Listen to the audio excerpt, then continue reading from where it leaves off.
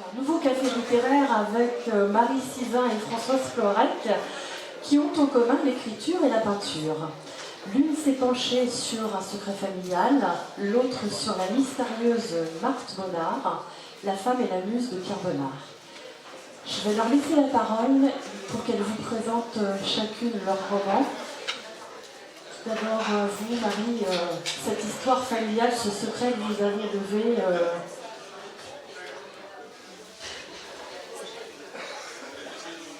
oui, effectivement, il s'agit d'un secret familial que j'ai découvert plus ou moins quand j'étais enfant, mais sans en être vraiment passionnée.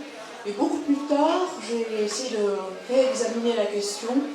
Je voulais savoir pourquoi mon nom de famille est suédois et ce qui s'était réellement passé dans ce mariage franco-suédois au XIXe siècle. Et qui avait valu une histoire ténébreuse dont je n'avais eu enfant que le vague écho. Et ces recherches, qui étaient purement au début curiosité, m'ont entraînée très loin. C'est-à-dire que je me suis passionnée pour l'histoire en voyant les photographies des héros de ce qui allait être un roman. J'ai appris le suédois, je suis retournée à Stockholm et je suis allée rue par rue, là où avaient habité justement les protagonistes de ce petit drame.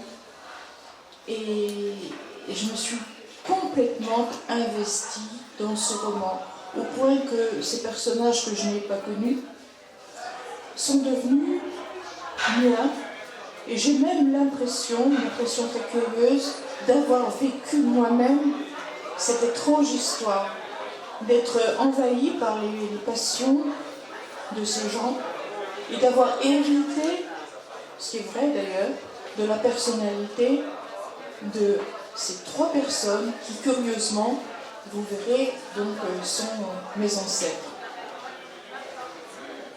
Pour vous, Françoise, donc, pourquoi Marthe Bonnard, alors qu'il y a tant de muses d'autres peintres, comment est-elle arrivée jusqu'à vous? Eh bien, j'ai fait les beaux-arts de l'école de Paris en peinture, l'école des beaux-arts de Paris en peinture, et je voyais tout, évidemment, j'ai dessiné des tas de peintres, des tas de modèles nus en faisant mes études, et je m'étais toujours dit que je créerais quelque chose sur les modèles. Et tout d'un coup, Marthe est tombée dans mon regard, et je me suis dit, voilà, je vais aller voir qui était ce modèle, et je me suis bien trompée, puisqu'en fait, Marthe ne pose absolument jamais pour Bonnard. C'est lui qui la suit de son regard et qui la dessine dans tous les gestes les plus quotidiens de sa vie.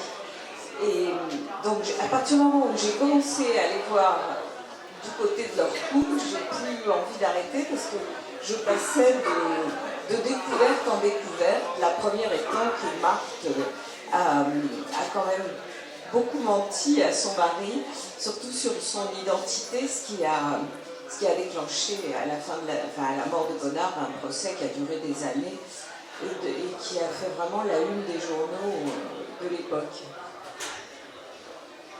Combien de temps de recherche pour chacun de vos romans, avant l'écriture elle-même? C'est une grosse question. J'étais hantée par cette histoire depuis assez longtemps.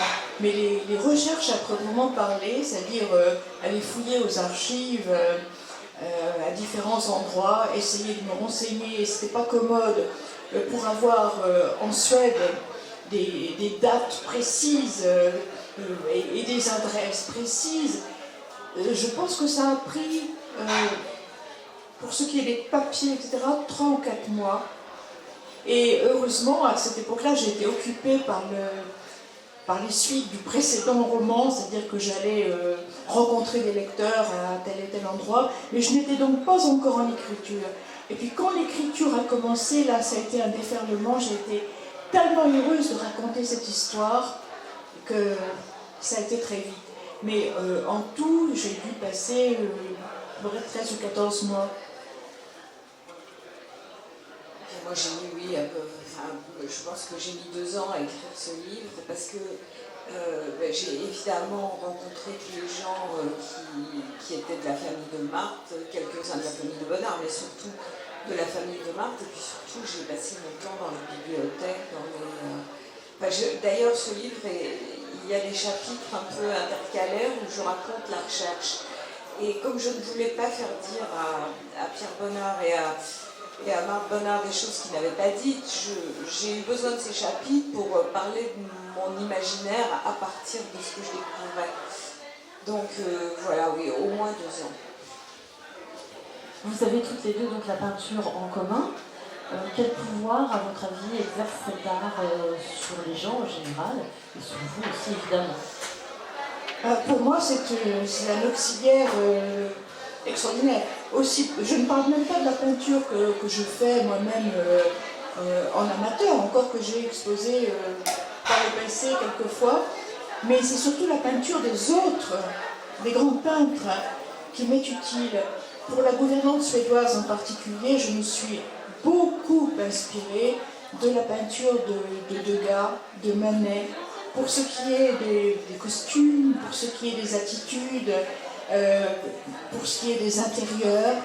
Il y a certaines scènes de la gouvernante suédoise qui sont directement inspirées. Il y a une scène en particulier, qui est la scène de rupture entre Livia et Léonard, qui est inspirée de Degas, d'un tableau qui m'a toujours impressionné, qui s'appelle Le Viol, mais qui a été aussi appelé Intérieur. Et là, c'était le cadre idéal pour situer cette scène intime. Valérie, c'est une question très difficile. Moi, je dirais que le mot qui m'est venu là tout de suite, c'est liberté. C'est-à-dire que quand on peint, on est quand même, il semble heureusement très très libre, mais quand on regarde aussi, on peut être libre. C'est-à-dire que, enfin, même quand on lit, le travail de quelqu'un d'autre vous amène à regarder, à lire, et vous amène à réfléchir. Et je trouve que c'est ça qui... Enfin, il me semble que toutes les questions que ça pose, il n'y a pas une réponse, et qu'on a une réponse, nous. Chacun a sa propre réponse, comme un livre en fait. Voilà, exactement. Pour revenir donc à vos deux personnages,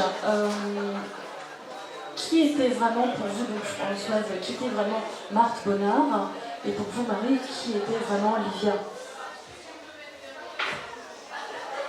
Alors, des personnages qui auraient pu être décrits d'une façon réaliste et définitive, et j'ai pas voulu ça. J'ai voulu qu'il y ait quelque chose d'évanescent dans le personnage de Livia. Et d'ailleurs, Livia, c'était la seule dont je n'avais pas la photographie. La gouvernante suédoise, cette jeune fille, cette jeune femme, qui était la fille d'un grand comédien suédois et qui avait dû s'engager comme gouvernante dans une famille bourgeoise pour survivre, parce qu'il n'y avait pas de dot, elle n'avait pas pu se marier. Son personnage est ambigu, et je l'ai laissé ambigu à dessein. Je n'avais pas sa photographie, je savais seulement qu'elle était grande, qu'elle était rousse, qu'elle avait la peau très blanche et des taches de rousseur. C'est tout ce que je savais de son physique. Quant à son caractère, c'est un caractère que je savais aussi bien trempé, mais sans plus. Donc j'ai brodé le reste et j'ai laissé à l'imagination du lecteur le soin de compléter. Alors, je ne sais toujours pas qui était Marthe Bonnard, parce que je ne l'ai pas rencontrée et je ne vais pas la rencontrer. Je crois que, comme d'habitude... À travers les tableaux...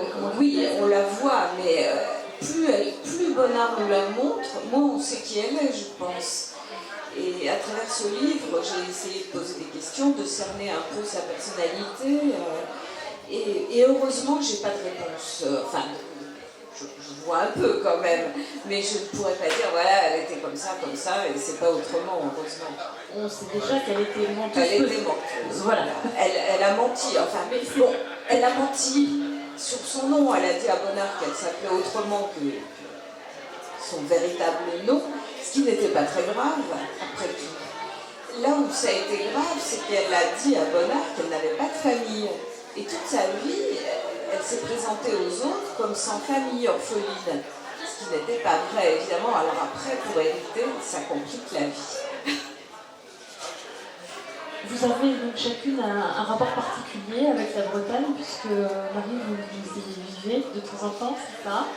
Et François, si j'ai bien vu, parce que il y a un petit reportage qui est passé il n'y a pas longtemps sur France 3, vous aussi vous venez y écrire, c'est ça?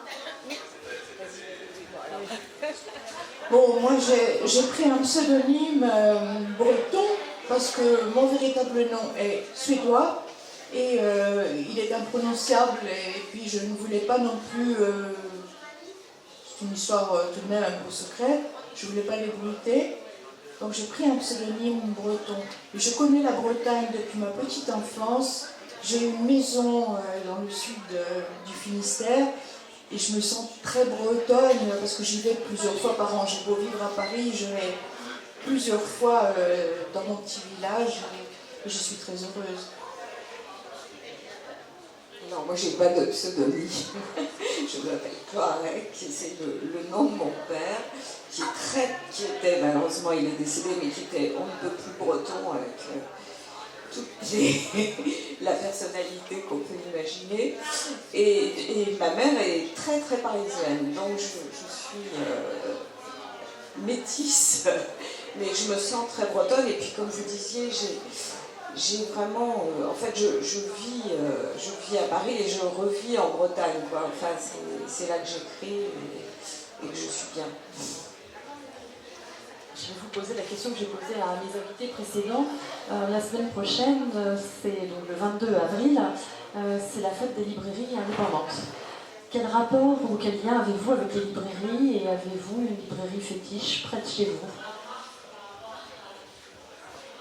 Alors les libraires, je les aime beaucoup parce que ce sont eux qui font la vie de nos livres, réellement. Bon, il y a l'éditeur, bien sûr, mais sans les libraires, on n'existerait pas. Et depuis, je n'écris que depuis 11 ans. Ça semble très peu, mais c'est comme ça. J'ai commencé très tard. Et ce sont les libraires qui m'ont donné confiance en moi, qui ont fait le bouche à oreille de mes livres et qui m'ont amené à continuer à écrire toujours. La librairie près de chez moi, près de chez moi, à Montparnasse, il y a la librairie Chan, que j'aime bien. Autrement, en Bretagne, près de mon cher village, il y a une toute petite ville qui s'appelle Pont-l'Abbé et il y a une merveilleuse librairie à Pont-l'Abbé qui me fait connaître. Et puis ici, j'ai été soutenue par les libraires de Pont-Maria avec une très grande gentillesse, en particulier pour la gouvernante. Oui, évidemment, les libraires, si on n'avait pas les libraires, je ne sais pas ce qu'on deviendrait. Et moi, je me rends compte qu'entre un article et le jeu dans un journal et un libraire qui conseille le livre, c'est toujours le libraire qui est... C'est vraiment là où on existe, enfin, c'est une maison. Alors moi, j'ai surtout... je dois dire que la librairie, finalement, avec qui... c'est la librairie Guérande, peut-être, il y a une libraire qui est une vraie libraire. Et puis il y a Basse-sur-Mer, il y a aussi à Bénitain le bateau libre. En fait, c'est plutôt par ici, un peu plus bas, que je connais très très bien les libraires. À Paris, c'est plus anonyme et il y en a plein, donc c'est un peu différent. Dernière question avant de vous laisser rejoindre vos stands. Est-ce qu'il y a pour chacune de vous un autre projet en cours actuellement? Je sais que Marie, il y a quelque chose qui doit sortir en pas longtemps. Alors, le projet en cours, effectivement, c'est un recueil de nouvelles qui va paraître en librairie le 4 mai. C'est un recueil de nouvelles sur le couple. Mes autres livres sont plutôt consacrés aux histoires d'enfance et au temps, à la mémoire, sauf La gouvernante suédoise, qui est l'histoire d'un terrible trio amoureux. Et du coup, lancé là-dessus, j'ai eu envie d'écrire une série de nouvelles à travers le regard de femmes différentes sur les questions de couple, le désamour, le divorce éventuellement, l'union légitime, l'union illégitime, autant de regards en effet sur ce sujet. voilà pour l'instant ce qui va sortir. Et puis ce que j'ai envie d'écrire pour la suite, ça j'en parlerai pas maintenant. Eh ben, moi je vais rester dans la peinture puisque j'ai écrit un texte sur Marie Laurencin et sur son exil en Espagne pendant la guerre de 14 et ces années où elle était amoureuse de la mère de Benoît de Goult. Elles ont une histoire passionnelle, voilà. Je vais vous remercier toutes les deux, parce que le temps nous est compté, donc je vais vous laisser, je vous en prie. Je vais vous laisser rejoindre donc vos stands et puis inviter donc le public ici présent à continuer un petit peu la discussion avec vous. Merci. Merci.